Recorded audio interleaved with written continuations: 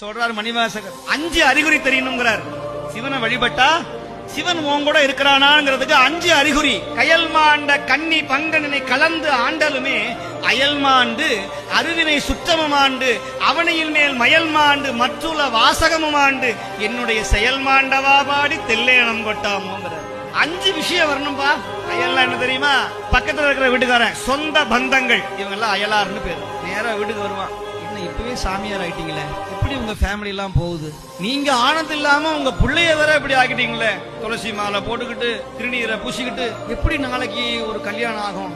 இவனை முதல்ல வெளியே வேட்டு வச்சு அனுப்பு. அந்த பரிகாரம் பண்ணி, இந்த பரிகாரம் பண்ணி, இந்த ஹோமம் செய்ய, அந்த ஹோமம் செய்ய. ஒரு ஹோமமும் செய்ய வேண்டிய அவசியம் இல்லை. அடியார்களை நமஸ்காரம் பண்ணி 4 அடியாருக்கு சாப்பாடை போட்டு திவ்ய தேசங்களுக்கு தரிசனம் பண்ணி இருக்கிற சுவாமிகளுக்கு நல்ல கை நிறைய பூவும் நீரும் கொண்டு போய் சேர்த்தாவே போதும். நல்ல ஓதுவா மூர்த்திகளுக்கு அடியார்களுக்கு நிறைய வஸ்திரமும்